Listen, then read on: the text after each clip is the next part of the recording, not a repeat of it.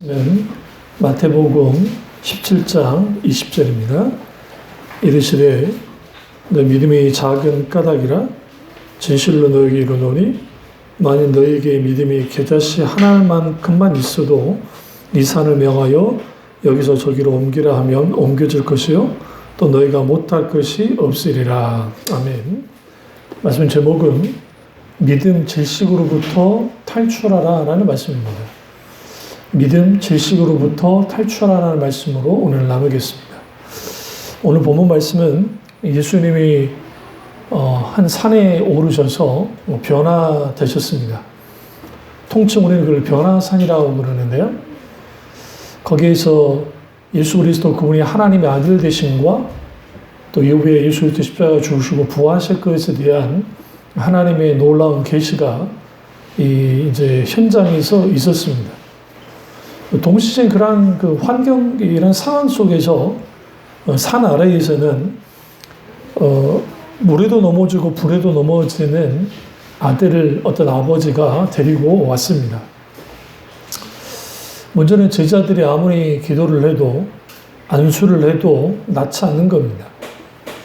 여기서 심각한 문제가 발생됐는데 소문에 들으면 예수님께 나오면 다 고침받는다고 했는데 막상 예수님의 제자들과 그리고 예수님이 이제 계시는 현장 가운데 그 아버지가 봤을 때에 안 되는구나 하면서 이제 낙담합니다. 이때 17절에 그 예수님이 그 아버지의 하소연을 듣고 당신의 제자들이 고치지 못했습니다 라고 말하니까 의외로 이상한 말씀을 하십니다. 어떤 말씀 하시냐면 17절을 보세요. 예수께서 대답하여 이르시되 첫째 믿음이 없고 두 번째 패역한 세대요. 여러분 믿음 없는 세대가 패역한 세대입니다. 우리 눈에 단순히 윤리 도덕적으로 타락했기 때문에 단순히 그것이 패역한 것이 아니라 믿음 없는 세대가 패역한 겁니다. 우리는 그리스 로마 신화를 보시면 특별히 그리코 로마 문화를 보세요. 우리는 그런 찬란한 문화라고 아주 우리가 떠받들어 주지만 사실 여러분 뭐 바티칸 박물관이라든지 루브르 박물관이라든지 기타는 그런 데를 가보시면 그 그리스도 마찬가지예요. 여신상이다 남신상이다 거기에 나체로 딱 비춰서 막 그렇게 하고 있어요. 그리스 로마 시대는 아주 성적으로 문란한 시대였습니다. 그리고 그리스 신화를 보시면 아주 이상한 형태의 그 수많은 그 어떠한 그러한 그 성적인 모습들이 신의 이름을 통해서 잘 드러납니다. 그 시대상을 반영합니다. 그게 로마의 그 문화의 한 축을 담당했다고 하지만 기독교가 아니었다고 한다면 사실 유럽의 문명이라는 것은 정말 우리가 상상할 수 없을 만큼 아주 문제가 있는 그러한 문명이었을 겁니다.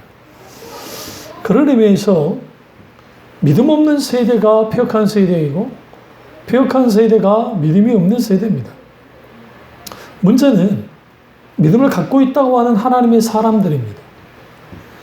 나는 믿음을 갖고 있고 나는 믿음의 사람이라고 생각하지만 막상 어떤 문제 앞에 딱 놓여지면 내 믿음은 온전히 흔적도 없이 사라져버리고 자연인 나 혹은 그저 그런 나만 딱 서서 이 모든 것을 감당하고 판단하는 일들이 너무나 쉽게 벌어집니다. 이걸 믿음의 공황 상태라 그래요. 어떤 문제가 생기면 그것을 믿음으로 해석하고 믿음으로 반응해야 되는데 오히려 믿음은 뒷전으로 밀려나고 교회 다니면서 내가 믿음이 좀 있는 사람인 줄 알았는데 막상 어떤 문제에 부딪혀 보니까 내 믿음 없음이 적나라하게 드러나는 겁니다. 왜 이런 일들이 벌어질까요? 그것은 믿음이 뭔지를 모르기 때문에 그렇습니다. 믿음은 나의 신념을 중심으로 하지 않습니다. 믿음은 인격체의 바탕을 두는 겁니다. 다시 말하면 내 믿음이라는 것은 인격체신 하나님께 모든 그 신뢰와 확신을 보내는 겁니다. 그런데 그 하나님을 신뢰하고 확신하려면 그분을 알아야 하고, 그분을 알아야 사랑할 수 있고, 그분을 사랑해야 그분을 신뢰할 수 있고, 우리는 신뢰한 만큼 하나님을 믿게 됩니다. 그런 의미에서 우리의 믿음은 그냥 내가 기도 많이 하고, 찬양 열심히 하고, 교회 봉사 열심히 하고, 헌금 생활 잘한다고 해서 내 믿음이 이렇게 실질적으로 역사를 나타내는 게 아니라, 믿음은 사실 하나님과의 관계 속에서 이 모든 것이 결정됩니다. 내가 하나님과 어떤 관계를 갖고 있느냐에 따라서 이제는 내 믿음이 질식될 수도 있고, 아니면 실질적으로 믿음이 드러나기도 합니다. 우리가 만약에 히스기야처럼 살마네살 왕이, 아수르의 살마네살 왕이 쳐들어와서 유대 땅 전체, 북이스라엘을 멸망시키고 이집트를 거의 굴복을 시켜놓고 남유다를 다 깨뜨려 놓은 다음에 예루살렘 성 하나 남았습니다. 여러분이라면 어떻게 반응하겠습니까? 북방을 다 평정하고 남쪽에 있는 이집트를 굴복시켰고 북이스라엘을 멸망시켰던 살마네살 왕, 그 시대의 최강국이었습니다. 그런데 히스기야가 항복하지 않습니다. 이상할 정도로. 이 환경, 이 문제, 이 고통은 상상을 초월합니다. 심지어는 살마네살이 이렇게 말합니다. 항복하면 살려줄게. 항복해. 그래도 항복하지 않으니까 오늘날 말하면 협박 편지를 보내서 이제는 너희는 항복할 시기가 이제는 지났고, 이 밤이 지나면 왕부터 시작해서 어린아이는 말할 것도 없고 숨쉬는 우양, 그러니까 소와 양과 염소 등 어떤 것이든 모든 호흡하는 짐승까지 다 죽여버리겠다라고 이제 그렇게 협박을 합니다. 그래서 당장 항복하면 살려줄게. 그때 히스기야가 어떻게 반응했냐면, 이게 지금 민족적으로 질식할 상태고 심리적으로도 질식할 상태고 왕으로도 질식할 상태 아닙니까? 그가 성전으로 하나님 앞에 뛰어나갑니다. 그리고 거기에서 뭐 하느냐? 우는 거예요. 그의 협박 편지를 딱 들어서 그가 어떻게 하냐면 하나님께 보여줍니다. 하나님은 보이지 않는 하나님이지만, 하나님 이 보세요. 그리고 그가 읽습니다. 협박의 내용을. 주는 이러이러한 협박을 합니다. 내가 어떻게 합니까? 문제는 하나님이 침묵하셨다는 거예요. 모든 것이 질식하고 끝날 것 같은 상황에서 히스기야가 믿음은 이상할 정도로 질식당하지 않았어요. 그러니까 상황과 환경과 여건과 모든 것은 질식당할 만한데 그의 믿음은 질식당하지 않았어요. 오히려 하나님께 울기 시작합니다. 그런데 그 동시간대에 하나님이 이사야에게 나타났습니다. 이사야 선지자와 히스기야는 동시대의 사람입니다. 이사야가 하나님 앞에 기도하고 있었습니다. 이사야는 예루살렘 성전에 있지 않았어요. 하나님이 이사야에게 뭐라고 하느냐? 내가 이 민족을 살릴 것이다. 걱정 말라고. 히스기야가 계속 기도합니다. 하나님 앞에. 하나님 어떻게 합니까? 그러니까 하나님이 갑자기 뭐라니? 너는 이사야에게 소식을 알려라. 이사야가 뭐라 합니까? 왕이여 걱정 말라는 하나님이 하신다는 거죠. 그 밤에 천사 두 명을 내려보내서 18만 5천 명을 죽여버립니다. 이게 역사 기록에 나와 있는데, 그 아시리아 역사에서는 어떻게 기록이 있냐면, 밤사이에 갑자기 전염병이 돌아가지고 군대를 다시 뒤로 할 수밖에 없었다는 식으로 기록되어 있어요. 그런데 하나님 뭐까지 예언했냐면, 살마네셀이 자기 궁전에 돌아가서 아들에게 죽을 거라고 주님이 예언을 해요. 히스기야한테. 이 미사를 통해서. 정말로 그 아들이 아버지를, 침상에 누워있는 아버지 직접 죽여버립니다. 오늘 무슨 말씀 드리려고 하냐면, 내가 지금 이렇게 마음이 막 무너지고 묶여있고 눌리고 이런 이유가 있습니다. 어떤 사람 몸이 아파서, 어떤 사람은 재정적으로 힘들어서, 어떤 사람은 요즘 코로나 시국 때문에 나는 집안에 있으면 안 될 사람인데 집안에 갇혀 있어서 아주 힘들고, 아니면 또 정말 사랑하는 가족을 잃어서 이렇게 질식당한 그런 상황이 있을 수 있습니다. 근데 문제는 뭐냐면 거기에 믿음의 자리가 있냐는 거예요. 그러니까 믿음으로 하지 않은 모든 것을 죄라고 성경에서 말한 이유가 뭐냐면 그리스도인은 믿음으로 말미암아 살아요. 의인은 믿음으로 말미암아 살리라 함과 같으니라. 하박국이 그렇게 하나님의 말씀을 선포합니다. 하박국 시대가 어떤 시대입니까? 북방 민족이 쳐들어와서 나라를 절단냈어요. 외양권에 소가 없어요. 소출이 없어요. 무화과 나무 열매가 없어요. 여러분, 이스라엘은 무화과가 흔한 건데 무화과 나무마저도 이 민족이 쳐들어와서 다 가져가 버린 거예요. 굶어 죽어야 돼요. 근데 그가 뭐라고 합니까? 의인은 오직 믿음으로 말미암아 살리란 것 같으니라. 오늘 왜 내 믿음이 질식됐을까?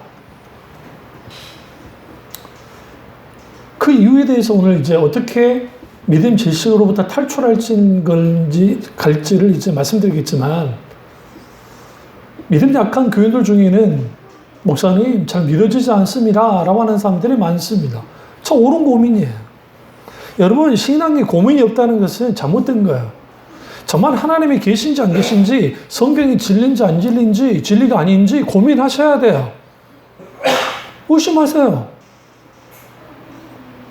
뭐 목사가 졌다는 거에서 아니요, 의심해야죠. 왜 제가 자신 있게 말씀드리냐면 기독 신앙은 종교가 아니기 때문에요. 칼 바르트가 기독교는 종교가 아니라 그랬어요. 그 이유가 있어요. 그는 뭐냐면 모든 종교는 인간이 만들어냈지만 오직 기독교만은 하나님의 계시, 다시 말해 하나님이 찾아오셔서 하나님을 믿게 했기 때문에 기독교는 종교가 아니고 기독교는 계시다라고 했어요. 그런 의미에서 우리는 내가 하나님을 믿고 싶은데 잘 믿어지지 않아. 왜 잘 믿어지지 않을까? 그거 한번 생각해 보셔야 되고, 또 내가 오랫동안 신앙생활을 했는데 믿음이 자라나질 않아요. 애가 타요. 왜 그런 줄 아세요? 거기에는 여러 이유가 있어요. 그 이유를 다 설교하려기는 오늘 이 시간상 어려우니까 일단 놔두고, 그러면 예수님의 12 제자가 3년 반 동안 예수님 따라다니면서 예수님께 늘 들었던 말이 뭐냐면 이 믿음이 적은 것들아 했어요. 기분 나쁘잖아요. 그럼 정말 이들의 믿음이 적은 사람들입니까? 그렇지 않습니다. 왜 그러냐면 그들의 직업도 포기하고 그들의 소유도 포기하고 예수님을 따를 만큼 믿음이 있던 사람들이에요. 쉽습니까? 안수홍 목사한테 야, 너 아프리카로 선교 가라 다 내려놓고 쉽지 않아요. 가까운 일본만 가라도 쉽지 않아요. 근데 이들이 어떻게 해요? 모든 것을 버려두고 예수님을 쫓았다고요. 그럴 만큼의 믿음이 있었어요. 그런데 그들은 항상 듣는 말이 믿음 없음에 대해서 들었어요. 오늘 본문 말씀도 마찬가지입니다. 물에도 넘어지고 불에도 넘어지는 이 아이를 고치지 못한 문제를 믿음의 문제라고 말씀하시고, 믿음이 없고 폐역한 세대를 향해서 주님이 한탄합니다. 그리고 꾸짖으셔서 귀신을 쫓아내시죠. 그리고 20절에 너희 믿음이 작은 까닭이라. 여기서 믿음이 작다라는 것을 오해하면 안 돼요. 왜 오해하면 안 되냐면 그 뒤에 말씀이 이게 좀 연결이 안 돼요. 만약에 작은 걸로만 해석해버리면. 여기서 작다는 표현보다는 없다는 게 맞아요. 즉 이 시점에 너희 믿음이 없어. 잘 들으세요? 내가 어제 믿음의 역사를 강력하게 크게 이루었어요. 믿음을 통해서 하나님의 놀라운 기적의 역사가 나타났어요. 그럼 자동적으로 오늘 믿음의 역사가 나타나지 않아요. 어제의 믿음은 어제의 믿음이 필요하고, 오늘의 믿음은 오늘의 믿음이 필요하고, 내일의 믿음은 내일의 믿음이 필요해요. 믿음은 계속 진행돼요. 방향성은 인격체신 하나님을 향해요. 왜? 믿음에 있어 가장 중요한 것은 뭐라고 그랬어요? 믿음의 대상이신 하나님을 알고 사랑하는 거니까. 우린 영원토록 하나님을 알아가는 거예요. 그게 천국이에요. 그러니까 하나님을 영원토록 알아가고 알아간 만큼 사랑하는 게 천국에서의 삶이에요. 누가 그러더라고요. 천국은 재미없을까? 재미없을 수가 없어. 왜? 무한하신 하나님을 알아가고 사랑하기 때문에. 영원토록. 그런 분이 아니라면 하나님 믿을 이유가 없어요.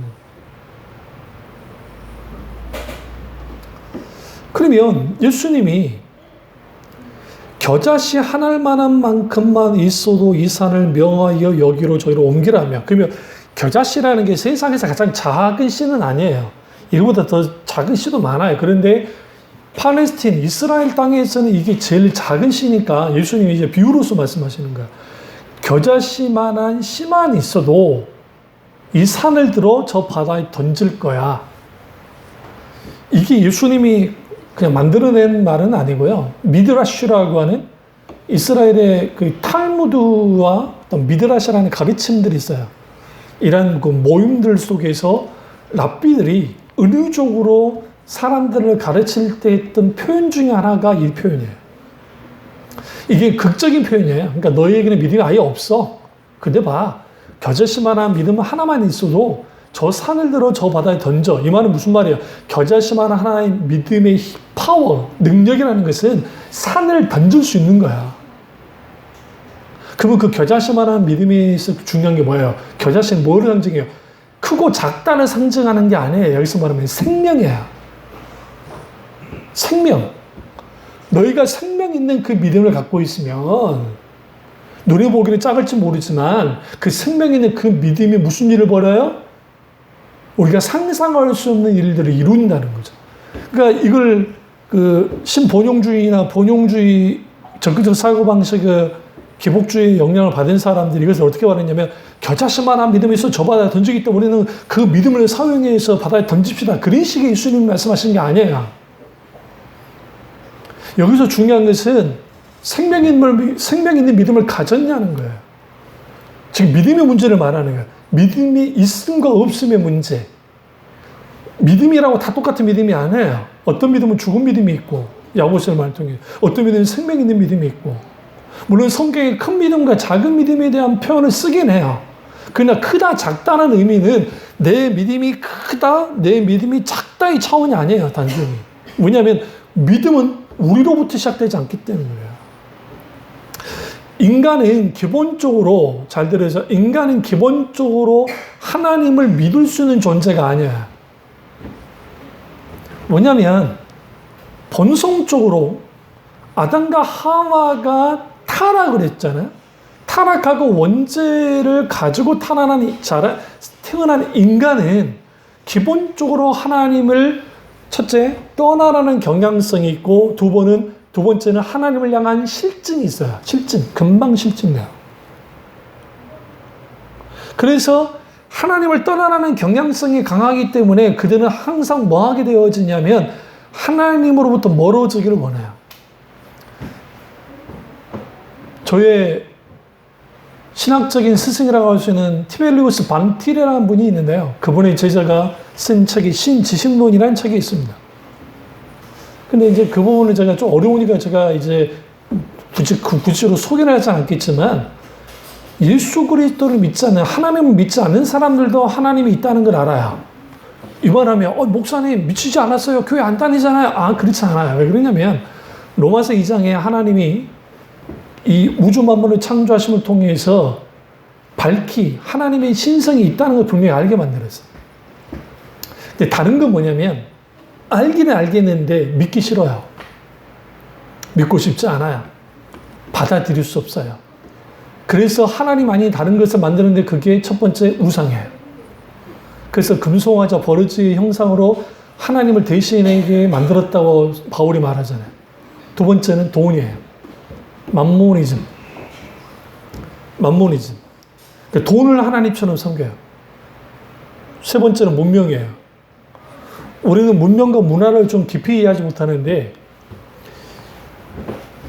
갑자기, 그러니까 역사가 발전하면서 도시가 등장하죠.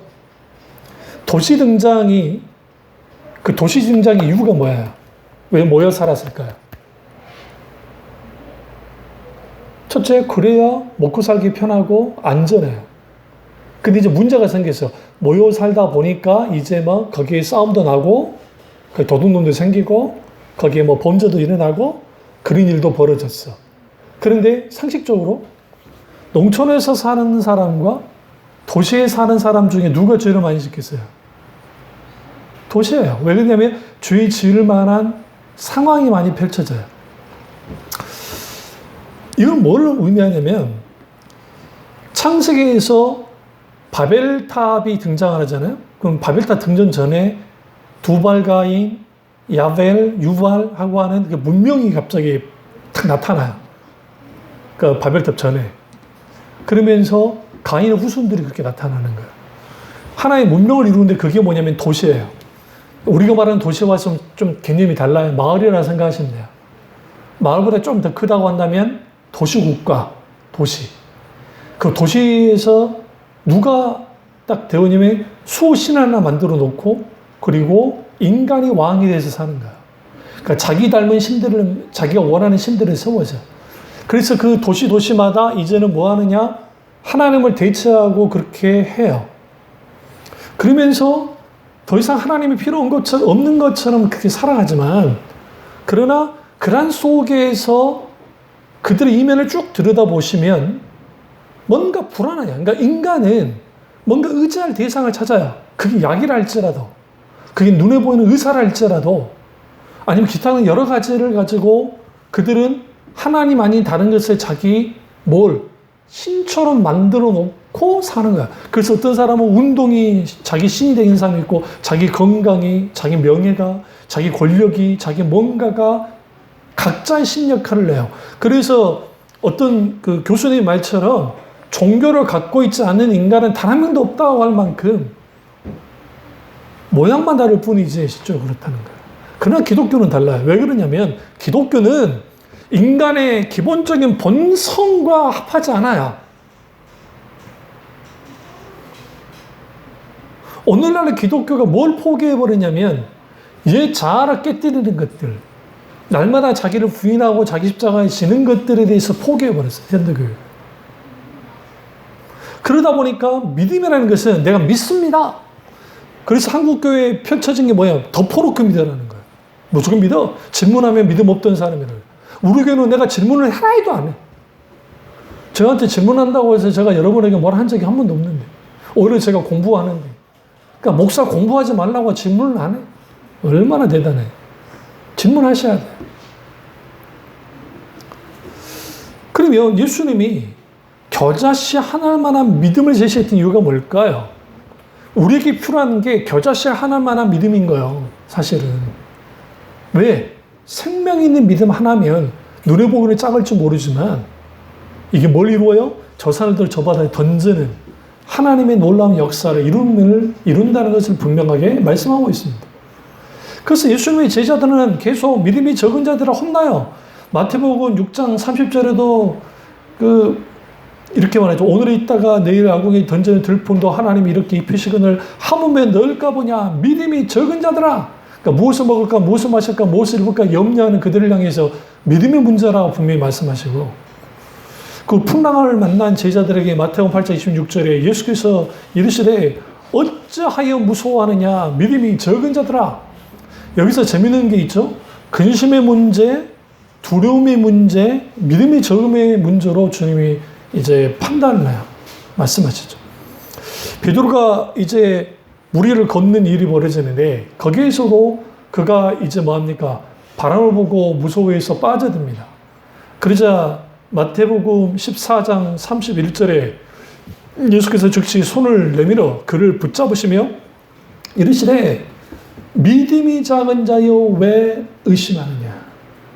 이제 오늘 이제 설교가 이제 이렇게 쭉 끌고 나갈 텐데 두 가지 문제를 딱 다뤘어요. 믿음의 적음과 의심의 문제. 이 부분을 주님이 다루는 겁니다. 오병이의 기적도 마찬가지입니다.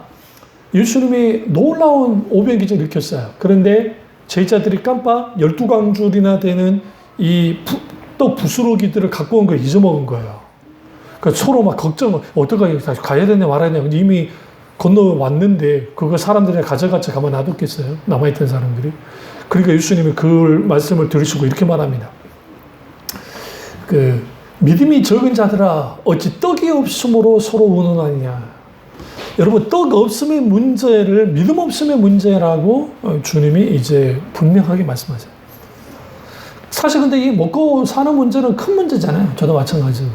근데 그것을 믿음의 문제, 믿음 없음의 문제, 믿음의 질식의 문제라고 말씀하시고, 그리고 오늘 말씀은 이제 영적 전쟁과 관련된 말씀인데, 영적 전쟁이죠. 왜냐면 귀신을 쫓아내는 이런 과정 속에서 영적 전쟁 속에서도 믿음이 지식당해버리면 무력해요.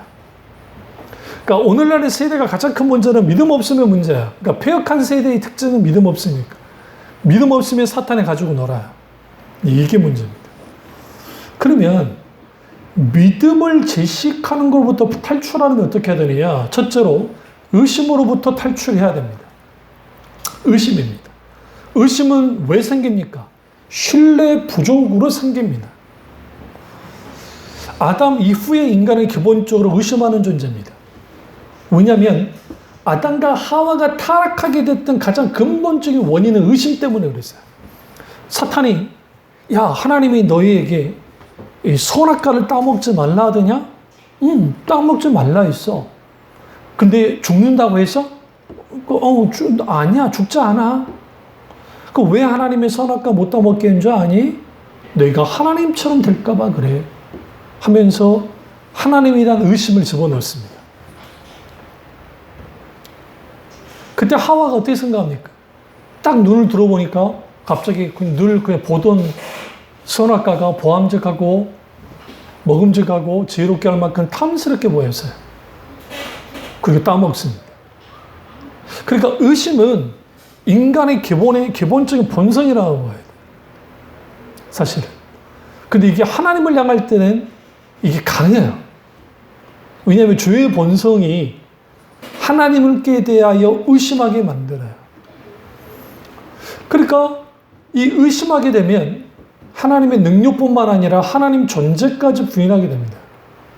그러면 의심의 출발은 어디부터 나오느냐? 하나님에 대한 신뢰 부족이에요. 근데 내가 예수님을 믿었어. 내가 교회를 다녔어. 하나님이 계신 것 같았어. 근데 왜 지금 내게 의심이 들지? 그 이유는 뭐냐면 하나님과의 관계 속에서 내가 늘 하나님의 살아계심을 경험하고 알아가는 삶이 바탕되지 않고 종교심 가지고 하나님이 이럴 거야 라고 했는데 내 기대와 맞지 않아요. 달라요.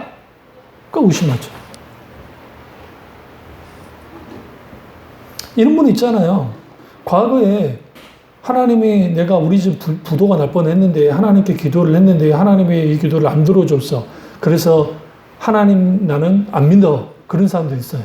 그러니까 묻고 싶어요. 그 부도를 하나님이 냈어요?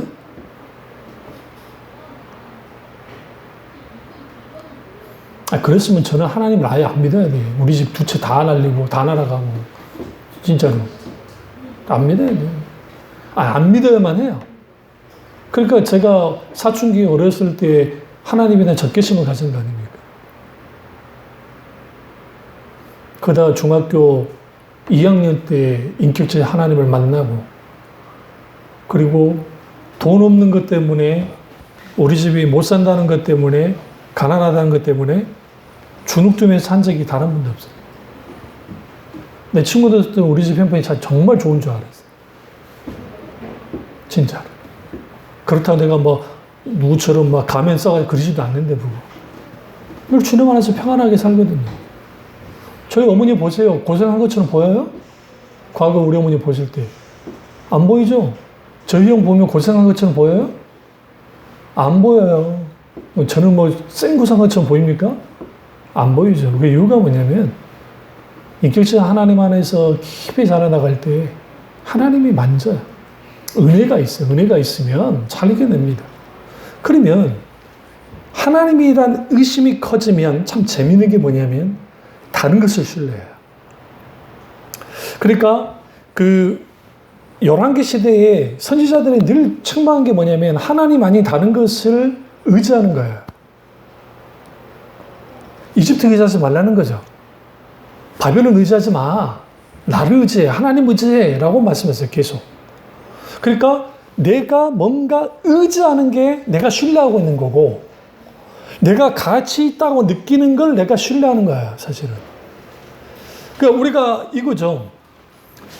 의심의 출발은 하나님에 대한 신뢰 부족 때문이지만, 하나님에 대한 신뢰 부족의 근본적인 원인이 있어요. 그건 뭐냐면 두 가지 원인이에요. 하나는 자기 사랑과 세상 사랑이 늘어주지 않았기 때문이에요.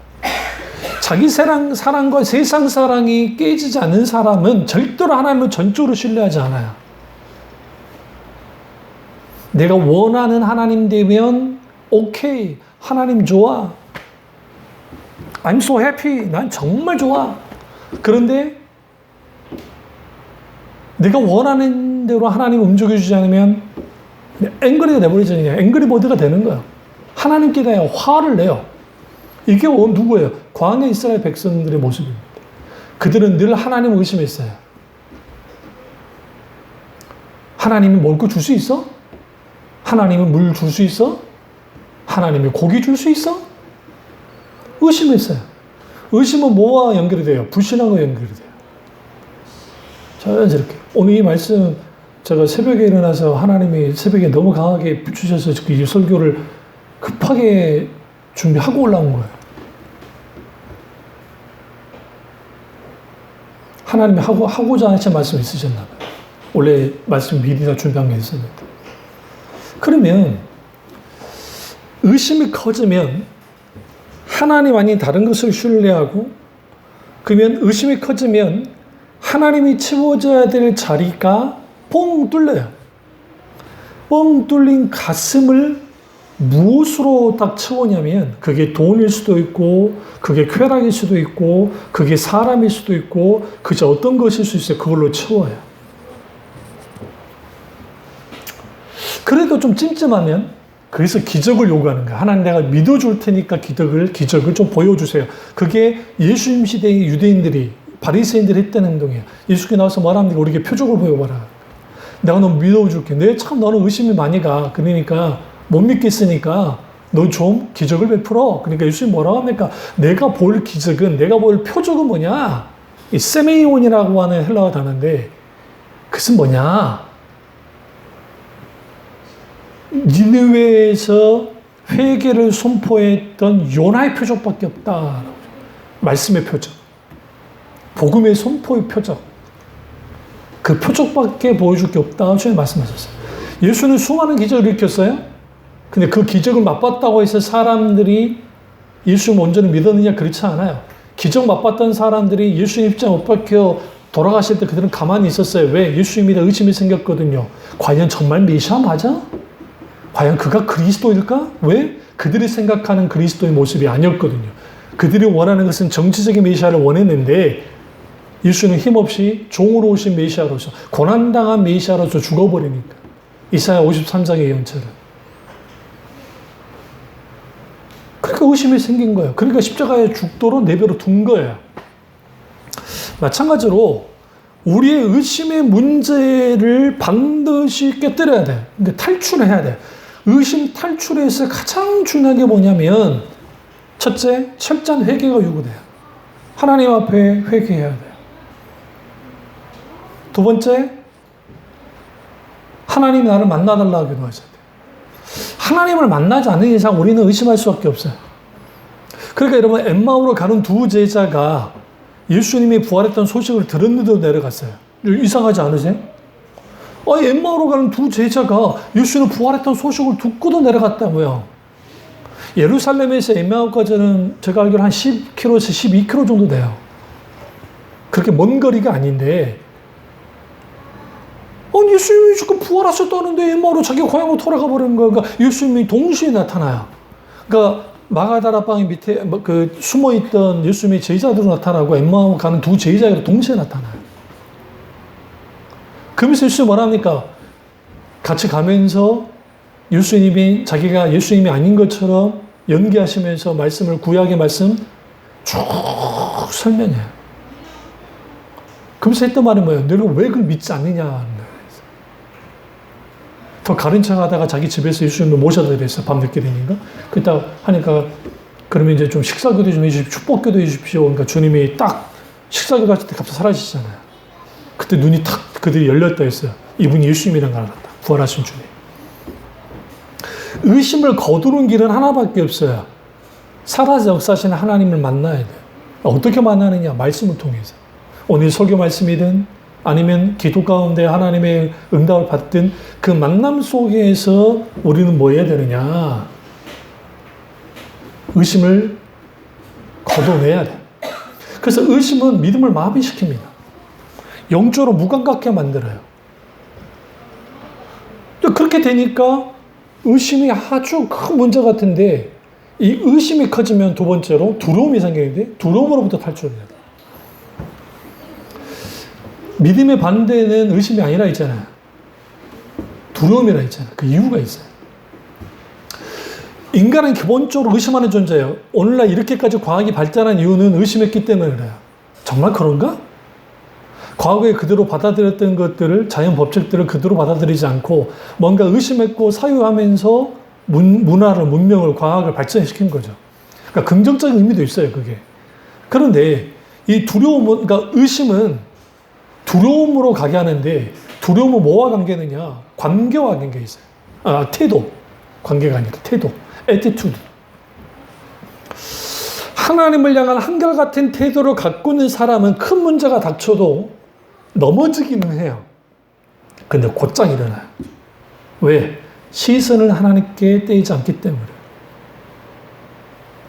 UFC 격투기 선수들이 하다가 기절하는 이유가 뭐냐라고 할 때에 너무 강하게 맞아서 기절하는 것도 있지만 그 눈을 감으면 안 된대요. 그 보고 맞으면 기절 안 한대요. UFC 선수들 하는 말을 들어보니까. 아프긴 하지만 그래도 안 하는데 내가 살짝 그 사람 그럴 수 있잖아요. 찰나로 못 봤는데 탁 들어오잖아요. 그러면 탁 맞고 순간 기절해버려요. 태도란 말은 뭘 의미하냐면 하나님을 지속적으로 바라보지 않기 때문에 우리가 하나님을 항상 생각하고 하나님을 찾는 일들이 벌어지지 않으면 우리 가운데 무슨 일이 벌어지냐면 두려움이 몰려요. 그 언제 두려움이 몰려오느냐? 두려워할 수밖에 없는 상황이 벌어질 때로 몰려오고 또 하나는 미래에 대한 불안함이 우리를 두렵게 만듭니다. 물 위를 걸었던 베드로가 믿음으로 걸었죠? 물에 빠지게 된 근본적인 원인이 뭐냐? 성경은 무서워 빠졌다라고 말합니다. 두려움 때문이었습니다. 그런데 성경에 참 재미있는 표현이 베드로가 파도를 보고 무서워했단 말이 아니고 바람을 보고 무서워했다라고 말을 하고 있어요.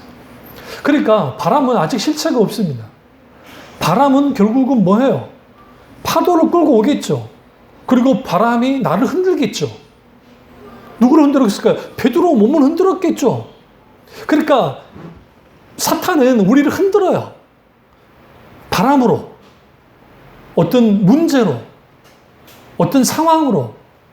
그러면 그때 그 시선이 하나님을 계속 향해 있어야 되는데 격투기 선수가 눈을 뜨면서 시합을 해야 되는데 살짝 눈을 자기를 향하거나 다른 데를 향했을 때 맞고 기절하는 것처럼 세상의 펀치에 나가 떨어지는 거예요.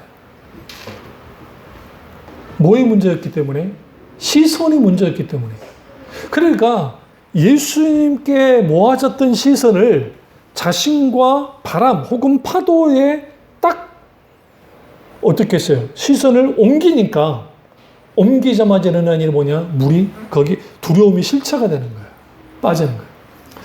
무당들이 그리고 소위 말하는 이 점쟁이들이 점을 보면서 사람들에게 이렇게 막 하는 거는 이 점성하기는 어떤 것이든 이 모든 것들은 역술하기는 뭐 이런 것들은 다 거의 통계예요.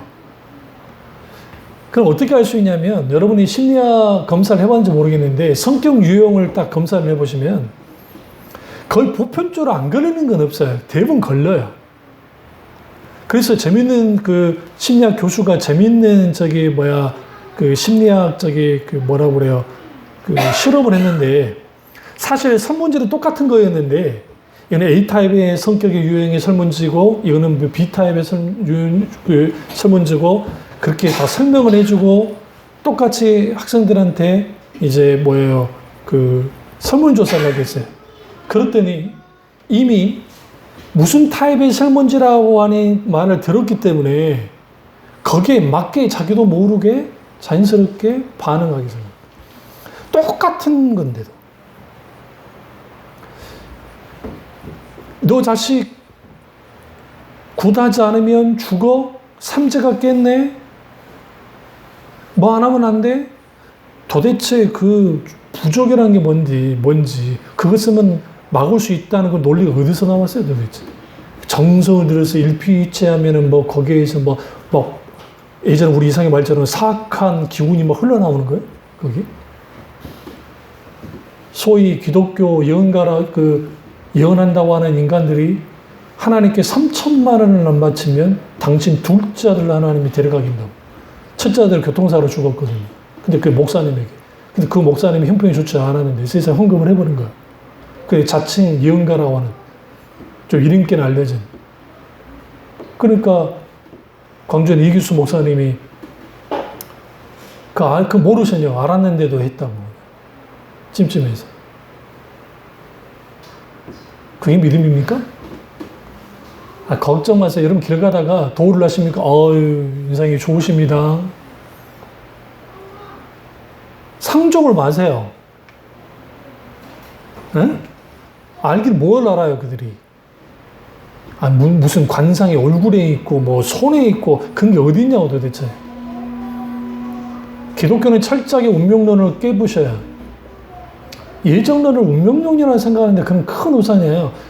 칼빈 스님이 예정론을 말한 것은 기독론, 그러니까 예수 그리스도론, 예수 그리스도의 그 구속 사역 속에서의 예정을 말했지, 그건 무슨 언제 그걸 가지고 구원론에서 예정론을 말하는 줄 아세요? 그렇지 않아요. 그건 오해에서 나온 거예요, 사람들. 그러면 이 두려움은, 보세요. 아직 실체는 없어. 그런데 내가 두려워하잖아요. 실체가 돼요. 이게 문제예요. 사자가 사냥을 할 때 주로 저녁에 사냥한다 했잖아요. 그러니까 우리 그 동굴의 왕국은 우리가 속고 있는 거예요. 낮에 사냥하는 거는 찍기 편하라고 한 거예요. 그거는 정말 드문 일이고, 사자는 정말 배고프지 않으면 낮에는 사냥 안 해요. 절대로. 진짜로. 그래서 사람들이 비싼 돈 주고 아프리카 막 투어, 정글이나 뭐 그런 투어 했을 때 낮에 사자들이 누워 자고 있는 거 보고 실망한다잖아. 그 가이드한테 묻는다잖아요. 왜 사냥 안 해요? 사냥합니까? 제가 가이드 생활 한 20년 했는데 본 적이 거의 없어요. 사자는 주로 저녁에 합니다. 새벽에는. 그럼 어떻게 사냥을 하느냐? 초식동물들 빠르잖아요. 그러니까 막 실체 없는 뭘 주냐면 으르릉 막 지지대 여기저기 사방에서 막 으르릉 막 되면 표소를 내면 그 중에 겁이 많은 사슴이나 막 있을 초식동물이 그것들이 막 사방팔방하다가 자기 무리로부터 막 벗어나 버려요. 자기도 모르게 겁나니까. 그때 잡아먹히는 거예요. 사탄이 그렇게 공격을 해요. 두려움이 믿음을 질식시켜요. 의심도 믿음을 질식시키는데 사실은 두려움은 실체가 없어요. 사실은. 진짜 실체가 있는 두려움이 있을 수는 있어요. 그럼에도 불구하고 그 두려움이 또 실체가 있는 두려움이라 할지라도 그 두려움이 우리에게 어떤 일을 하기 때문에 믿음이 질식되냐면 하나님을 가려요. 그러니까 그 두려움이 하나님을 가려버리는 거예요. 하나님이 안 보여. 하나님이 안 보이니까 두려움이 실체로서 내게 나타나는 거예요. 강력하게. 그 누가 그랬어요? 베드로가 그런 거예요. 바람이 탁 오니까 예수님을 놓쳤죠? 몸은 빠져들죠? 시선이 쉽게 안 되잖아요. 근데 베드로의 위대함이 왜 됐냐? 우리는 그걸 배워야 돼요. 두려움이 내게 실체가 되더라도 깨시랭 이러는 거야. 베드로가 손을 내밀었다고, 그 순간에. 그게 예수님이 성경에 일편해요. 즉시 예수께서 손을 내밀어 끌어올리셨다고 성경합니다. 여기서 우리는 이걸 아셔야 됩니다. 하나님의 백성을 향해서 예수님은 항상 준비가 돼 있어요. 우리 아들이 군복무하면서 힘든 이유가 뭐냐면, 저기 적기가 오나 안 오나 막 보잖아요. 늘 긴장 상태에 있는 거예요. 갑자기 훈련이 탁 떨어져요. 그러면 그게 새벽일 수도 있고, 그게 낮일 수도 있고, 언제 어느 때 어떻게 될지 몰라. 그러니까 긴장 속에 살아요. 그게 군대에서 그 5분 대구조 비슷한 건데, 대포권 막 올라가면 막 그래요. 근데 우리 하나님은 반짬을 주무시지 않잖아요. 우리는 항상 도우실 준비가 돼 있어. 그러니까 우리는 정말 실체 없는 두려움 때문에도 우리가 내 믿음이 지식되고, 실체가 있는 두려움 때문에 우리 믿음이 지식되긴 하지만, 될 수는 있지만, 그러나 우리 시선이 하나님을 향할 때, 항상 하나님을 찾을 때, 그 순간에 하나님 도와달라고, 하나님 함께 해달라고, 하나님 날 불쌍히 여겨달라고, 하나님을 찾아 나갈 때 거기에서 뭐가 되느냐? 그 두려움이 깨져요. 인간에게는 실패에 대한 두려움, 죽음에 대한 두려움, 어떤 문제 해결하지 못한 것에 두려움, 기타 미래에 대한 두려움, 내 장래에 대한 두려움, 기타 여러 두려움을 갖고 있어요. 그런데 그 두려움을 갖는 이유는 인간이 연약했기 때문에 그 두려움을 갖는 것은 어쩌 보면 당연해요. 그런데 그 너머에 있는, 그러니까 나를 오른손으로 붙드시고 함께 하시는 그 하나님이 분명히 나를 붙들고 있다는 사실을 믿고 확신하면, 이제는 두려움을 향했던 내 시선이 하나님을 향해야 돼. 그래서 두려움을 직면했을 때 가장 먼저 될 게 뭐냐면 하나님을 찾는 겁니다. 그리고 또 하나는 하나님을 바라보는 거예요. 그래서 시편에 보시면, 시편에 두려워할 일들, 내 뼈가 막 흔들린다, 내 뼈가 떨 만큼 두려웠다고 성경을 해요. 시편 기사에. 내가 주를 찾나이다. 여호와여 어디 계시나이까. 주여 나와 함께 해달라고. 근데 그 타운시의 뒤로 갈수록 재밌는 게 뭐냐면요, 앞에서는 아주 심각해요. 근데 뒤로 갈수록 갑자기 이 사람이 하나님을 향한 찬사와 감사와 영광을 드려요. 이겨나가는 거예요. 성경에 사랑 안에는 두려움이 없다고 성경 말하고 있어요. 요한 1서에 보시면 두려움을 이길 수 있는 것은 사랑이야. 무슨 사랑? 예수 그리스도의 십자가의 사랑. 그러니까 우리는 두려움이 생기면 우리는 예수 그리스도의 십자가로 계속 나아가야 돼. 그게 죽음의 문제이든 그게 어떤 문제이든 간에, 그랬을 때 그 십자가에서의 사랑을 우리가 온전히 받아 누렸을 때에 넉넉하게 두려움을 이길 수 있습니다. 세 번째는 근심으로부터 탈출해야 됩니다. 근심은 믿음을 질식시킵니다. 우리의 목을 꽉 물어버리기 때문에. 월이라는 단어가 그런 뜻이라 했죠. 늑대가 짐승의 목을 무는 거라고. 이게 걱정, 근심. 이게 그렇습니다.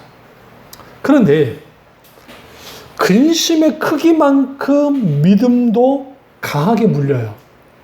물림을 당해요. 그러니까 내 안에 있는 근심들이 여러 그런 것들이 우리를 어떻게 만드냐면 믿음을 직시키고 막 하는 거예요. 그러면 여기에서 우리가 그럼 근심의 문제를 어떻게 해결해야 할 것인가?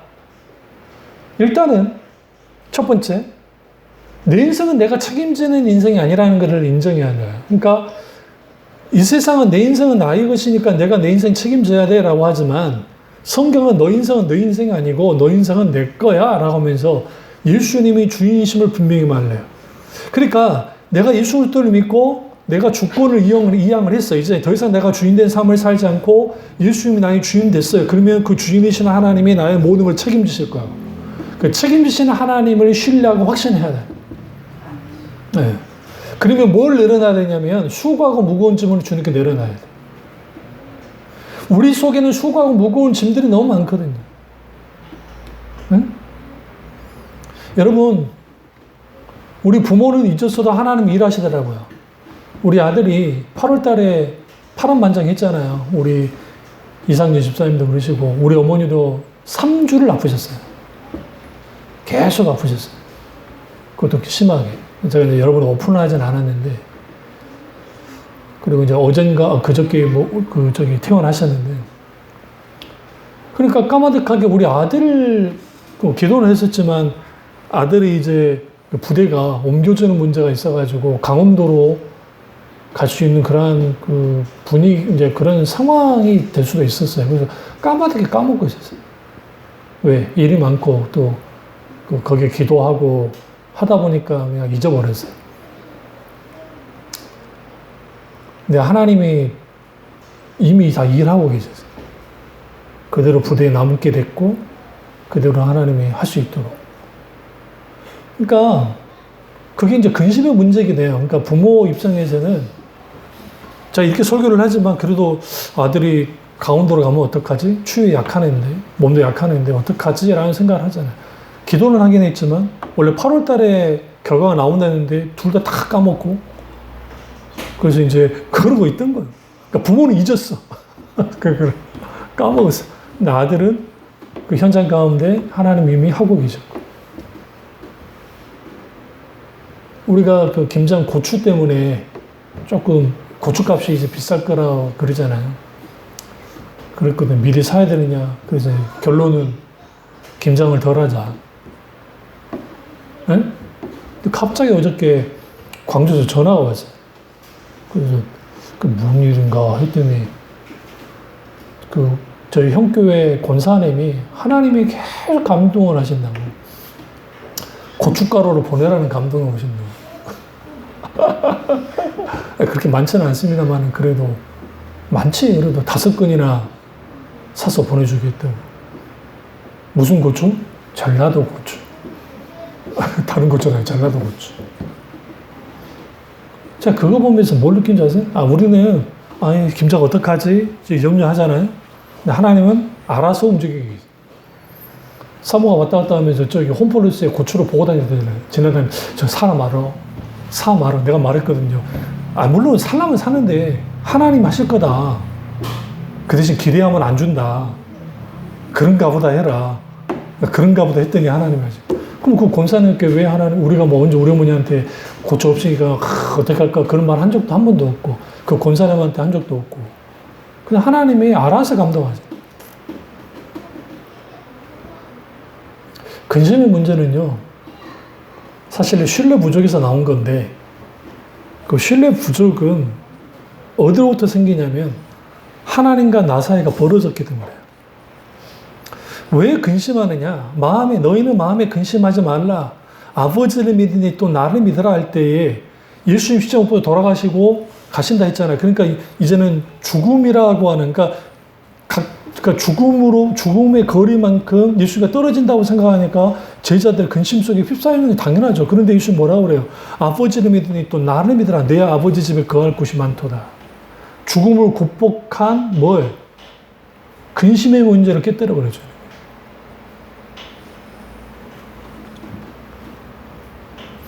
그래서 사탄은 근심과 염려라는 무기를 가지고 하나님과 우리 사이를 떼어내요.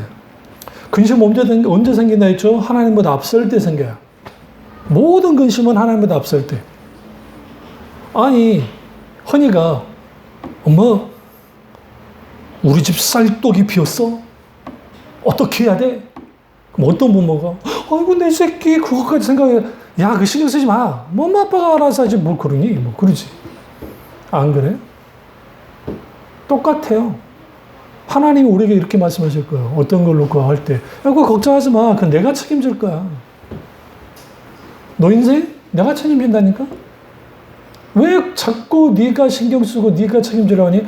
그럼 우리 무책임한 인생을 살아라 말이냐? 그거 아니에요. 하나님이 붙드시고 하나님이 책임지는 인생을 살게 되어지면 하나님의 목적에 의한 삶을 살아요. 하나님은 나를 향한 목적들이 있잖아요. 일상에 태어나게 되는 목적이 있잖아요. 그걸 가지고 살아가요.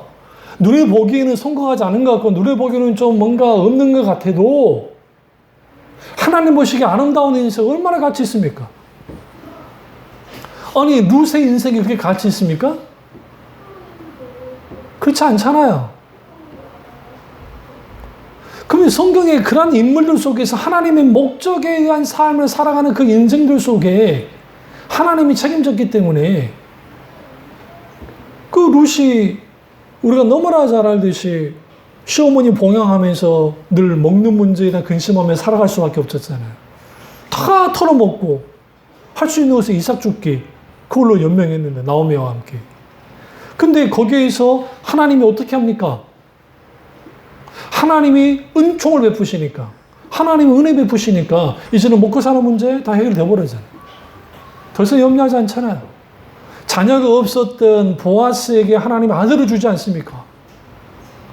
보아스에게 가장 큰 문제는 아들이 없다는 거였어요. 그런데 그의 유업을 물을 자가 룻을 통해서 나타나는 거예요. 그러니까 우리는 여기에서 그 무엇을 우리가 알아야 되냐면 인간은 모두 근심합니다. 근데 세상 사람들은 근심을 하면 사람한테 가져가고 좋은 거한테 가져가고 스스로 뭔가 해결해야 됩니다. 근데 그리스도인들은 근심이 생기면 반드시 하나님께 가져가야 됩니다. 무조건 하나님께 가져가야 돼요. 그래야 그 근심이 내 목을 물어뜯어서 숨을 못 쉬게 하지 않아요. 뭐냐면 하나님께 이 근심의 문제를 가지고 나아갈 때 숨통이 막혀질 때 숨을 쉬게 해주세요. 우리의 신음에도 응답하시는 분이 누구예요? 하나님이시잖아요. 성경 보세요. 하나님의 사람들의 근심하는 문제들이 너무 많았어요. 자녀에 대한 근심, 미래에 대한 근심, 기타 여러 근심들이 있었다고. 근데 그들이 하나님께 가지고 나아갈 때, 하나님께 가지고 나가 지속적으로 하나님께 구해 나갈 때, 그 대표적인 게 한나 아닙니까? 분인나가 한나를 얼마나 핍박했어요. 여러분, 오늘날 시대도 그렇지만 고대 시대에 자녀를 못 낳는다는 거, 그것도 아들을 못 낳는다는 것은 저주예요, 저주. 저주예요. 얼마나 분인나가 한나를 괴롭혔으면 한나가 성소에 가가지고 성소에서 울고 있었어요. 중얼거리면서. 그러니까 엘리 대제사장이 보면서 이게 이 여자가 대낮부터 술 취해가지고 중얼거린다 생각하고 혼을 낸 거예요. 어디 이 여자가 지금 성소에 술 먹고 와서 그러냐고. 그러니까 한나가 울면서 그게 아니고 막 사추지고 말하니까 기도를 해주는 거예요, 갑자기. 엘리가 누구예요? 타락한 제사장 아닙니까? 엘리가 누구예요? 무능력한 제사장 아닙니까? 그런데 엘리가 기도해줘요. 하나님 이 여자에게 하나님 은총을 베풀어 주옵소서. 하나님은 그 기도로 응답하신 거 아세요? 여러분 같으면 엘리야라든지 아니면 정말 대단한 선지자가 기도해줘 응답해 줄 것 같은데 하나님은 때로는 말도 안 되는 주의 종을 통해서도 문제 있는 주의 종을 통해 하는 역사를 해버려요. 그녀의 근심은 뭐였어요? 자녀 못 낳는 거였어요. 염려. 고통 가운데 있다. 얼마나 기뻤으면 그녀가 이렇게 소원합니다. 하나님, 내가 기꺼이 하나님께 바칠게요. 젖대고 난 다음에 젖대자마자 바쳐버려요. 하나님께. 기꺼이. 여러분 같으면 바치겠어요? 헌연이 바치겠어? 헌연이 목사님께 바칠게요? 있을 수 없지. 밤마다 올 거예요. 목사님 한번 보러 왔어요. 새벽에 와가지고 목사님 보러 왔어요. 아, 잘해라. 그렇겠지. 근데 안 됐어요. 왜 그래요? 그게 너무 감사한 거예요. 근데 여러분 더 놀라운 게 무슨지 아세요? 여러분들 성경 3일만 낳았다고 생각하는데 하나님이 태문을 여셔서 자녀를 계속 낳아요. 아들, 딸을 낳는다고요. 오늘날 시대에 딸 없는 게 죄악이에요. 응? 딸까지 낳, 딸까지. 얼마나 감사해요. 네 번째는 마음을 지켜야 됩니다. 무를 지킬 만하보다 내 마음을 지켜라. 생명의 근원이 이선함이니라 하고 있습니다. 마음은 뭐와 연결되냐면 joy, 생명과 연결이 되어 있어요. 여러분 마음이 답답하고 마음이 불안하면 사람 참 힘듭니다. 그러니까 그 마음이 어떠면 그 위인도 그러하니라 말씀이 있어요. 그 잠언서에 보시면. 그 사람이 마음이 어떠냐에 따라서 그 사람도 그러하다라고 말하는데 마음에 시기와 질투와 분노 혹은 원망함이 가득하면 그 사람 아주 문제가 많은 사람이 됩니다. 그러면 왜 마음의 문제가 믿음 제식하는 것과 관계가 있냐면, 마음의 자소는 하나님이 채워져야 될 자소예요. 그러니까 초소예요. 자소라는 표현은 이제 신학적인 표현이니까. 근데 거기에 뭐가 담기냐에 따라서 모든 게 달라져요. 그러니까 어떤 그 젊은 청춘들이 갓 연애를 해. 그럼 무슨 일이 벌어져요? 앉아나 서나 당신 생각밖에 안 나. 제가 어렸을 때, 사춘기 때, 피비캐치가 늘 칠판에 왔다 갔다 했거든. 피비캐치 알아요? 모르네. 그 누님 지금 60 다 되셨는데, 나보다 나이가 많으시니까. 예뻤거든, 굉장히. 그래서 책받침도 가지고 다니고. 근데 친구들 중에 브룩실즈, 피비캐치, 아니면 소피 마르소. 그래가지고, 딱 고개 흔드는 거 보니까 저게 뭔가 더 정가가 있네요. 소피 마르소인가 봐. 그때 막 고개 흔드는 거 보니까. 근데 너무너무 그랬거든요. 내 마음에 뭔가가 자리 잡느냐에 따라서 우리의 말, 행동이 결정이 돼요. 그러니까 이거죠. 사탄은 인간의 마음을 집중적으로 공격합니다. 근데 마음을 다이렉트로 공격을 못해요, 절대로. 왜? 마음은 인간이 지키려고 마음 먹으면 하나님께 대해서도 지킬 수 있어요. 그러니까 지킨다는 표현보다는 하나님을 거부할 수 있어요. 그러니까 안 믿는 사람들이 생기는 거예요. 사탄도 마찬가지예요. 그러니까 우리 이렇게 생각해요. 사탄은 아주 전능한 존재라 생각하는데 그렇지 않아요. 사탄은 절대 우리 마음까지 꿰뚫어보지 못해요. 그럼 어떻게 사탄은 아느냐? 우리의 행동, 우리의 몸짓, 우리의 말을 통해서 우리의 상태를 알아요. 마음을 들여다보시는 분은 하나님 외에는 없어요. 그분이 전능하신 하나님이시기 때문에. 사탄이 만약에 인간의 마음까지 들여다볼 수 있다면 그게 하나님이지. 그런 존재는 안 돼요. 그래서 우리 입술을 저어야란 말이 왜 그러냐면, 사탄은 주로 무엇을 통해서 공격을 하냐면 인간에게 생각을 집어넣어서 공격을 해요. 그러니까 갑자기 막 우리 머릿속에 잡생각 들어요. 그러니까 마틴 루터 목사님 뭐라고 했냐면, 사탄이 주는 생각들이 있는데 우리 공중 위에 새들이 날아다니고 우리가 못 막잖아요. 그래서 생각 우리 못 막아요. 그런데 둥지를 트는 것을 막을 수 있잖아요. 이 둥지를 튼다는 것은 마음속에 그 생각을 집어넣는 거예요. 예를 들어 내가 만약에 목사님 내가 포르노그래피를 늘 봐. 계속 몰래. 그러면 그 포르노그래피 처음 볼 때는 그냥 호기심을 했을지 모르지만 그 포르노그래피가 내 영혼을 좀먹어. 내 생각과 내 마음을 좀먹어요. 그러면 그냥 멀쩡하게 걸어가 다니는 여자를 어떻게 봐? 이상한 눈으로 봐요. 또 이거죠. 그것뿐만 아니라 잘못된 사상, 잘못된 말과 행동, 문화, 이런 그 매스컴에서 떠들어대는 어떤 좀 말도 안 되는 것들, 드라마, 영화에서 그 함축되는 세계관들, 기독교와 반대되는 세계관들, 노래 속에 담겨지는 세계관들, 이런 것들을 무분별하게 그냥 나도 모르게 받아들이잖아요. 생각 속에서. 그러면 이게 내 마음속에 들어와요. 그러니까 오늘날 소위 인권조례라고 하는 초월적 명분을 통해서 기독신앙을 아예 부인하고 소위 잘못된 형태로서 막 그렇게 공격을 하는데, 아닌 거라고 하는데 이제는 그 말도 하지 말라는 자기들은 여러 변명거리를 말을 하지만, 그게 딱 들어와 버리면 우리 속에 무슨 일이 벌어지냐면 그런가 보다 해요. 그러니까 하나님의 말씀으로 무장되지 않는 사람들은 쉽게 무너져요. 마음을 어떻게 지키느냐? 하나님의 다림줄인 하나님의 말씀으로 지키는 거야. 분별력을 가져야 되니까. 말씀의 기준으로 분별해야 돼. 그러면 그 마음은 예수님께서 네 가지 밭의 비유 속에서 마음의 상태에 대해서 말씀하셨어요. 길가밭, 돌짝밭, 가시밭, 그 다음에 뭐예요? 옥토밭이 있습니다. 특징이 뭐냐면, 옥토밭 따로 있고, 길가밭 따로 있고, 그러지 않아요. 이스라엘의 농사법과 우리나라 농사법이 다르다 했잖아요. 우리나라 농사법은 먼저 소를 통해서 밭을 갈아요. 논을 갈아요. 갈아엎히고 난 다음에 씨를 뿌려요. 그러니까 이 씨가 길이나 길가에 떨어질 확률이 아주 적겠죠. 아주 안 떨어진다는 할 수는 없겠지만.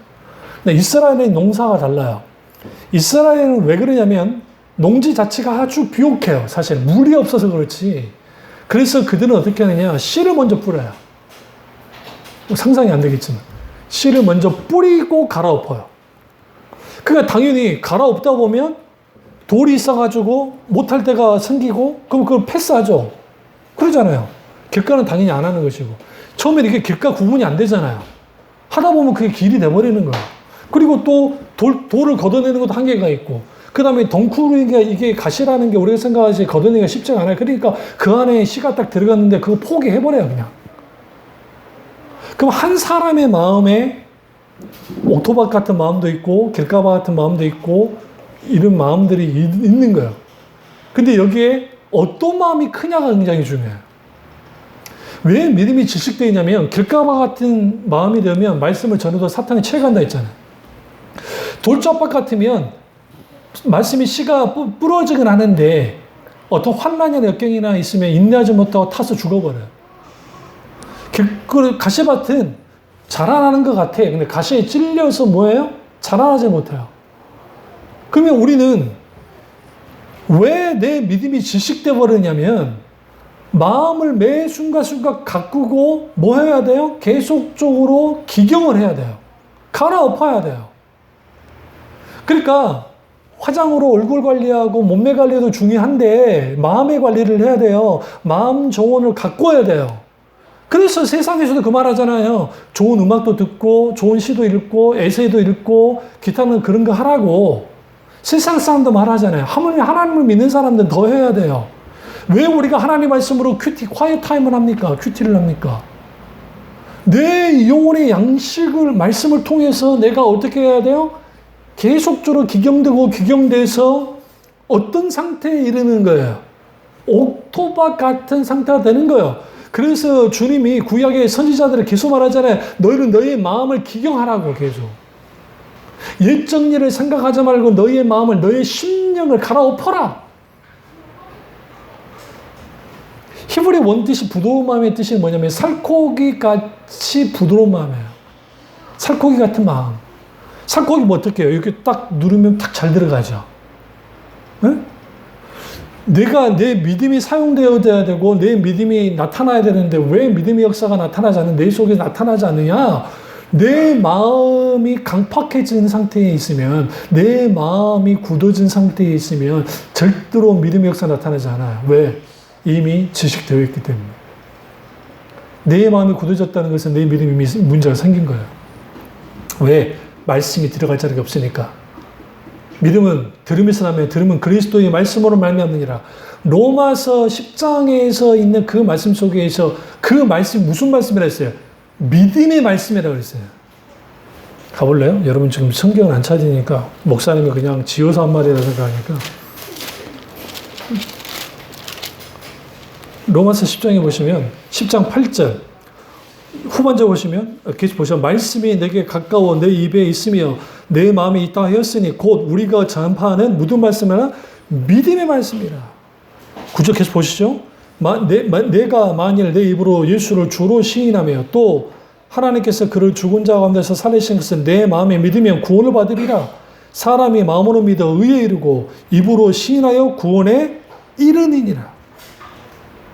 그러니까 믿음은 결국은 무엇을 통해서 생기느냐? 17절 보세요. 그러므로 믿음은 들음에서 나며 들음은 그리스도의 말씀으로 말미암느니라. 그러면 이 말씀은 그리스도의 말씀입니다. 그 그리스도의 말씀은 믿음의 말씀이에요, 사실.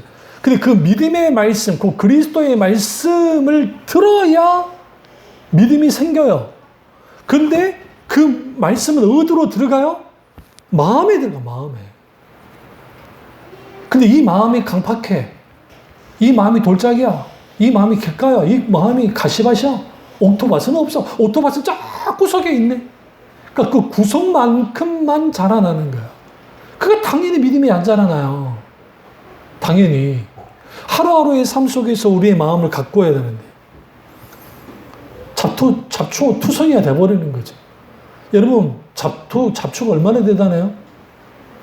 콘크리트도 그냥 뚫고 나와요. 심지어는. 그 틈만 보이면. 마음도 똑같아요. 우리 마음의 자초를 다 걷어내야 됩니다. 그랬을 때 우리는 뭐 할 수 있어요? 예. 믿음, 제시부터 벗어나요. 대표적인 게 우리가 어떤 아픔을 겪어요. 특별히 이제 사랑하는 분들을 잃었을 경우에 그 아픔이 커요. C.S. 루이스가 나이가 좀 많아서 결혼을 했어요. 그래서 그 부인을 엄청나게 사랑했거든요. 근데 하필이면 그 부인이 병에 걸려서 돌아가셔 버렸어요. 불과 한 3년 정도 살다가 돌아가셔 버렸어요. 그러니까 아주 그냥 폐인이 됐어요. 거의 폐인이 되다시피 그냥 함몰돼 버렸어요. 마음이 무너져 버리고. 그 하나님께 대하여 막 그분이 이제 막 반기를 들었어요. 근데 그분이 쓴 책이 고통의 이유라는 책을 썼거든요. 그러니까 하나님이 이런 고통에 대한 이유를 분명히 알았으니까 이겨낼 줄 알았는데 못 이겨내니까 주위에 믿는 친구들이나 막 다 걱정을 했다. 그러다 어느 날 그 하나님이 찾아오셔서 하나님이 깊이 만진 거예요. 그리고 난 다음에 그가 국보감에서 썼던 책이 헤아려 본 슬픔이라는 책이에요. 그 전에는 그분이 이렇게 말해요. 내가 그 전에는 내가 고통의 이유에 내가 이 아픔을 겪기 전에는 사별의 아픔을 겪기 전에는 고통이 이런 것이라고 이론으로만 했는데 내가 직접 그것을 경험하니까 내 애간장이 다 녹고 다 찢어지고 말할 수 있는 그 고통 가운데 있었다. 그러면서 그가 뭘 묵상했냐면 그리스도의 하나님의 아들을 내어주신 예수 그리스도의 죽음에 대해서 묵상하기 시작했어요. 얼마나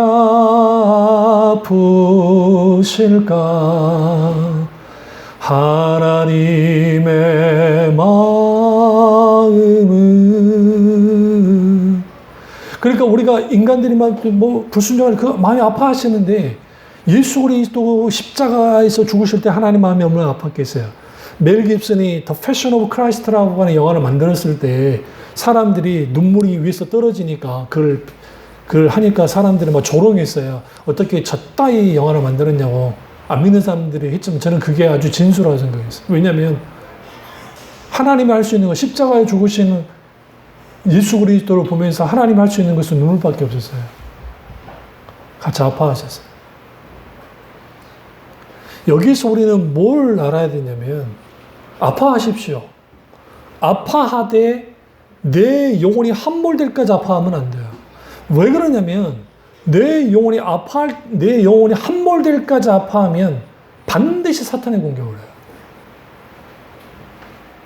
또 하나는 우리의 본성이, 우리의 죄의 본성이 스스로를 침몰시켜요. 우울감에 빠지게 만들어요. 저희 어머니가 3주 동안 입원을 하니까 우울감에 빠져가지고 통화 마지막에 징글징글하다라고 계속 말을 해요. 이게 뭐냐면 전라도 말로 정말 지가기 힘들다. 그러니까 정말 빨리빨리 끝냈으면 좋겠다. 그런 말인데 하도 그러길래 내가 참다가 목사인 내가 감사해야지. 그러고 좋게 끊었어. 뒤에 공격이 들어왔어. 우리 사모한테 그랬는데 목사들 2명이 감사하다라 그러더라. 아파 죽겠는데 누가 감사할 줄 몰라 감사하라냐. 아들 2이가 그러더라고. 내가 그랬지. 안성주도 그랬구만. 다행이라. 나는 참다 했는데 목사가 할 말이에요. 목사는 그렇게 말을 해요. 왜 그 말을 했느냐. 딸 같으면 그러지 않았겠지. 엄마 왜 그래. 그랬지. 그냥 성질 있는 딸 같으면 뭘 했을지 모르지만 나도 정말 참다가 좋게 말한 건데. 근데 이제 뭘 우려를 했냐면 저도 아파봤잖아요. 메니에르 이 병은 나 좀 죽고 싶었어요, 솔직히. 이거는 경험하지 못한 사람은 몰라요. 어지럽다는 게 단순한 어지러움이 아니에요. 그러니까 그냥 이석증 같은 경우에는 한 자세로 뭐 있으면 뭐 1시간, 2시간 있다 보면 이게 이제 조금 수그러들지만 이 메니에르는 계속 나타나요. 이게 전체가 흔들리고 보면 이게 사람이 이제 뭐 올라오죠. 토하우션 그것부터 시작해서 사방에 그 식은땀이 흐르고, 그리고 어지럽고, 그리고 여기 귀찮은 증상, 그리고 온몸에 힘이 쭉 빠지면서 무기력감이 확 와요.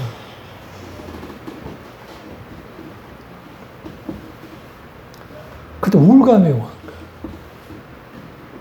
죽고 싶다. 차라리 죽는 게 낫겠다는 생각도 들고. 병원 간다, 또 더 문제는 메니에르는 치료제가 없어요. 그러니까 약이 없는 병이에요, 이게. 주는 게 그냥 혈액순환제 정도 주는 거지, 뭐, 없어요. 침을 맞아도 안 되고, 뭘 해도 안 되고. 조금 컨디션 좀 괜찮아지면 걸어가다가 조금 잡고 있다가, 아니면 좀 있다가, 그러고 또 걷고, 넘어질 뻔하면 가만히 있다가 하기도 하고, 막 그런 경우가 뭐, 1년 이상 계속 그랬으니까. 그때 하나님을 찾았어요. 그러면서 하나님이 주었던, 그때 이제 찬양도 많이 듣고, 설교도 많이 듣고, 강의도 들으면서 충분히. 여러분, 여러분의 아픈 가슴 속에 텅 빈 것을 다른 걸로 채워야 돼요. 귀한 걸로. 그러니까 하나님 은혜로 채워야 돼요. 찬양이든, 설교 말씀이든, 기독교 뭐 좋은 강연이든, 아니면 기타 등등, 그런 것들로 채워야 되는데, 이 어른이 안 되는 거예요. 그러니까 믿음이 지식됐고, 함몰돼 버렸어. 목사가 할 일은 뭐냐? 그걸 잡아야 돼. 어머니나 했잖아. 섭섭할 거 몰라서 그런 거 아니야. 근데 우리 안성주도 그랬다길래 위안이 됐어. 나만 한 건 아니구나. 목사는 똑같구나. 이거는 그 전까지는 아들로서 계속 되어들었는데, 이 시점은 더 가면 안 돼. 그러니까 나는 목사로 간 거야. 목사라도 그만한 거야. 그러시면 안 된다. 우리가 하나님 앞에 마음이 무너지고 병들어서 아프고 고통스러울 때, 이때 중요한 게 뭐냐면, C.S. 루이스가 고난을 묵상했습니다. 이게 아주 중요해요. 워런 워러스비의 책 가운데 하박국서라는 책이 있는데, 거기에 고통을 묵상한 장면이 나옵니다. 그게 병듦의 고통이든, 그게 내가 기타는 여러 가지 그 고통들이 있잖아요. 관계 속에서 오는 고통이든, 그 고통들이 있으면 그걸 하나님께 끌고 나가는 거예요. 근데 공통점이 뭐냐면, 예수 그리스도의 십자가의 죽음의 고통으로 다 모아져요.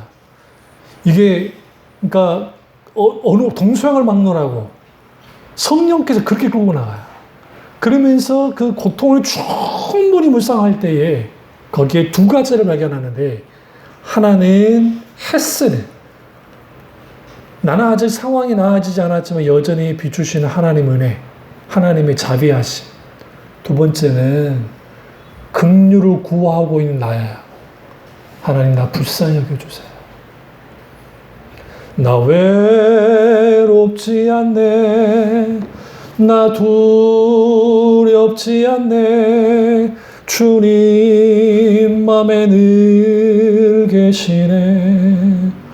험한 산골 지나도 막 그런 찬양이 있어요. 응? 누구도 이해할 수 없고 누구도 말해줄 수 없는 외로움 속에 빠질 때 있어요. 그러면 그때 뭐냐면, 나 주님 찾는 거야. 나 불쌍히 여겨주세요. 주님 나와 함께 해주세요. 나 사랑해 주세요. 나 혼자 두지 마세요. 울어도 누구 앞에서 울어야 돼요? 하나님 앞에서 울어야 돼요. 그러면 무슨 일이 벌어지느냐? 하나님의 놀라운 위로가 있습니다. 놀라운 은혜가 있습니다. 말씀을 더 해야 되지만 시간이 많이 갔기 때문에 다음 주에 이어서 말씀 나누도록 하겠습니다. 기도하겠습니다. 기도하실 때 오늘 이 말씀이 나의 말씀이자